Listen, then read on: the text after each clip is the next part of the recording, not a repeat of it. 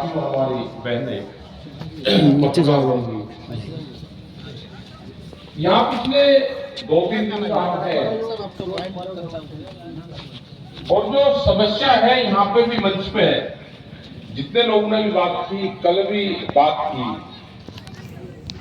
पूरा मामला जो सुखाड़ क्षेत्र है, जो पानी की समस्या है, वो बड़ी अहम समस्या यहाँ की है। वो डैम बना हुआ है, थोड़ा सा काम बाकी उसमें। क्या पॉलिटिकल लोग इतने सक्षम नहीं कि किसानों से बातचीत कर सके, आपस में समझौता कर सके? जब पैसा आया तो उसकी जो कमेटी बननी थी, कोई जो 1600 करोड़ रुपया आया, वो उन किसानों को देख के उसमें काम शुरू हो सकता था। लेकिन क्या भारत सरकार की बड़ी एक पॉलिसी है कि इन जंगलों से ये किसान यहां से हटे, छत्तीसगढ़ से, झारखंड से, बिहार से? क्या यहाँ का जो किसान है, जो खेत में काम करता है, खेत को इतना कमजोर कर दो कि अपने खेत छोड़ दे? एक बड़ी साजिश ये चली हुई है। अगर जंगल है, कहीं खनन संपदा है, तो खनन के नाम पे उनको खाली करवा जाता है। बिहार में बड़ी कंपनी खेत में काम करेगी, वो जब भी तो काम करेगी जब आप खेत से नफरत करोगे। हम पूरे देश भर में जाते हैं तो बिहार को किस लिए जाना जाता है कि बिहार के लोग मजदूरी करने आते हैं, लेबर, बिहार में लेबर मिलती है। हम श्रीनगर में गए तो सपोर्ट मंडी, जो सेब का बड़ा उत्पादन वहां पर होता है, वहां पर बहुत लोग काम करते हैं बिहार के। जब हरियाणा की मंडी में गए तो पल्लेदारी का काम यहाँ के लोग करते हैं। अभी जब हम 2 महीने पहले हरियाणा की मंडी में गए, वे सब लोग इकट्ठे हुए, आपके परिवार के लोग। हमने वहां के किसानों को कहा, जो दुकानदार थे, ये पल्लेदार नहीं है, ये बिहार का किसान है, आपसे ज्यादा जमीन इनके पास में है, आप इनसे पूछो तो। ये सारे जमींदार हैं जो बिहार छोड़ के अपनी रोजी रोटी की तलाश में बाहर गए हैं। इतनी बढ़िया जमीन यहाँ की, मतलब काली मिट्टी, सारी चीज का उत्पादन यहाँ पे होता है, वेजिटेबल्स यहाँ पे होती है, सब्जी तरकारी यहाँ पे होती है बढ़िया। सूरजमुखी और मक्का, पूरे देश का सबसे बेहतरीन मक्का यहाँ पे पैदा होता है। धान यहाँ पे सबसे अच्छा पैदा होता है। और उसके बाद में भी बिहार गरीब, क्योंकि जो सी पॉलिसी बनी, यहाँ पे जो 3 काले कानून दिल्ली में बनाए 2020 और 21 में, वो काले कानून तो बिहार में 15-16 साल पहले लागू हो गए। यहाँ की मंडियां बन गई सबसे पहले। पॉलिसी जो ड्राफ्टिंग बना के दिया यहाँ के मुख्यमंत्री ने दिया कि मैंने बिहार को लूट लिया, बिहार के लोगों को भगा दिया, आप भी उस पॉलिसी पे काम करो। ये दिखने में ही शरीफ लगते हैं, यहाँ के मुख्यमंत्री शरीफ नहीं है।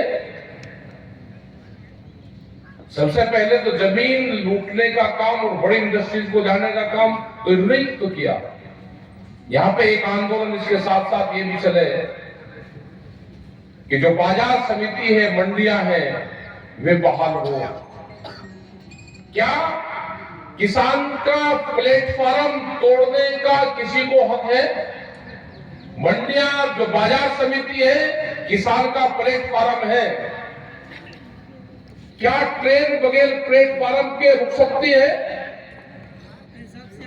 अगर किसान भी कहीं पे भी फसलें अपनी बेच सकता है, वही भाषा देश के प्रधानमंत्री जी ने कही कि किसान अपनी फसल को कहीं पे भी बेच सकता है, तो क्या ट्रेन भी बगैर प्लेटफॉर्म के कहीं पे भी रुक सकती है?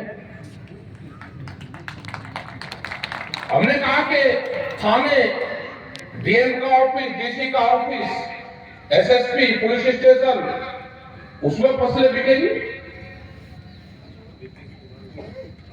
एक बार एक मीटिंग उत्तर प्रदेश के मुख्यमंत्री के साथ में थी,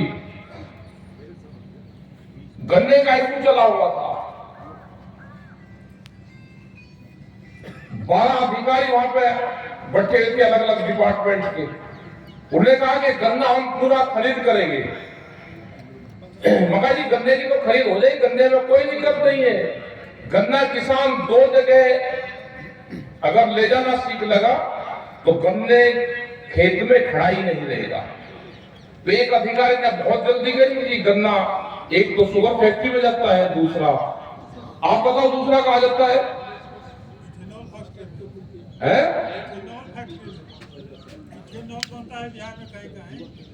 गन्ना 2 जगह जाता है, ध्यान से सुन लेना। अगर किसी किसान की फसल ना बिके तो पैक्स मंडी समिति जो बाजार समिति है, और एक रास्ता है जब आप डीएम के वहां पे गन्ना अपनी फसल को ले जाना सीख लोगे तो कोई दिक्कत यहाँ पे नहीं होगी।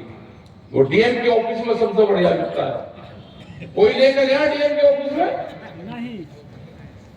जिस दिन किसान यहाँ का डीएम के ऑफिस में अपनी फसलें ले जाना सीख लगा, उस दिन वो लड़ाई सीख लगा बिहार का किसान। बाराबंकी में किसान के धान नहीं बिक रहे थे। हमने कहा कि सबसे बढ़िया स्थान डीएम का ऑफिस है बाराबंकी, लखनऊ से लगता हुआ है, आप जानते होंगे। 300 ट्रैक्टर ट्रॉली डीएम के ऑफिस में धान गया, वहां पे उस धान की खरीद हुई। घंटा लगा वही में खरीद करी। मुजफ्फरनगर में शुगर मिल चालू नहीं हो रही थी। हमने उनका पूरा डाटा उठाया और ये कहा कि जिस दिन पहले साल जिस तारीख को में शुगर फैक्ट्री चालू हुई थी, हमने वही डेट शुगर फैक्ट्री की दे दी। अपना गन्ना छील के या तो शुगर फैक्ट्री पर जाएगा या डीएम के ऑफिस में जाएगा। तो डीएम के ऑफिस में गन्ना गया, उस गन्ने की खरीद हुई और तीसरे दिन उसका भुगतान मिला। आप ले जाना तो सीखो। आंदोलन धीरे धीरे यहाँ पे मजबूत हो रहा है बिहार में। दिनेश कुमार जी है, मनोज कुमार जैसे लोग यहाँ पे मिले, सुधाकर जैसे लोग जिन्होंने मंत्री पद को ठोकर मारी और ट्रैक्टर के बोनेट पे बैठ के पैर रखने की भी जगह नहीं थी, उनका पैर में दर्द कर रहा था। तो हमने चलते हुए कहा कि यहाँ पे जरूरत था कि आप तो कालीन में रहने वाले थे, क्यों आए? आंदोलन में तो कष्ट होगा, वह बढ़िया गाड़ी मिली थी, उसमें आराम से रहते। तो जो लोग आंदोलन करेंगे उनको कष्ट झेलने पड़ेंगे, और जो कालीनों में लोग चलने वाले होंगे उनको आराम मिलेगा, लेकिन वो पब्लिक के बीच में नहीं आएंगे। तो यहां पर लोग निकलेंगे, यहाँ के लोग आंदोलनकारी हैं, वे लोग निकलेंगे, लेकिन आपके बीच में कुछ शरारती तत्व रहेंगे। अभी भी जब बच्चों का आंदोलन चला, जब अग्निवीर योजना का विरोध सबसे ज्यादा बिहार में हुआ, आपको निगाह रखनी पड़ेगी कि कौन लोग उन्हें ट्रेनों में आग लगाई, कौन लोग पुलिस प्रशासन पर पत्थर फेंक रहे। उस विचारधारा के लोग हमको नहीं चाहिए। अगर हमारे आंदोलन में कोई हिंसक घटना करेगा, कोई किसी के ईंट पत्थर डला मारेगा, कहीं आगजनी करेगा, वो जिम्मेदारी उसकी है, व्यक्तिगत जिम्मेदारी है। किसान संगठन इन चीजों की ना इजाजत देगा, ना हमारे बीच में इस तरह के लोग चाहिए। अगर कोई इस तरह के विचारधारक लोग होंगे तो पुलिस प्रशासन देखे, आपस के हमारे जो वॉलंटियर है वे देखें। कोई भी इस तरह की हरकत करेगा उसकी व्यक्तिगत जिम्मेदारी होगी। हम हिंसक उसका समर्थन नहीं करते। हमारे मूवमेंट लंबे चलते हैं, हमारे धरने चलते हैं। जैसे मेहमान सबसे प्यारा दामाद होता है, जब पहले दिन आता है तो बहुत उसकी इज्जत होगी, पता है कि भाई शाम को नहीं तो कल चला जाएगा, और वो दावत खा पी के वो कल भी ना जाए, वो तीसरे दिन भी ना जाए, तो चौथे दिन तो फिर बुझने लगते हैं भाई दिक्कत क्या है।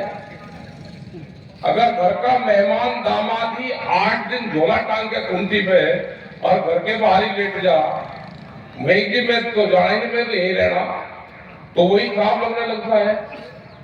तो ये तो घर के मेहमान से भी खतरनाक है। जो किसान है जो आंदोलन करता है, किसी अधिकारी के बाहर बैठ कर तो देखो, ये नहीं कि 2 घंटे में अधिकारी आएगा ना, अधिकारी को जब फुर्सत हो गई जब आ जाना। और जब आप भट्टी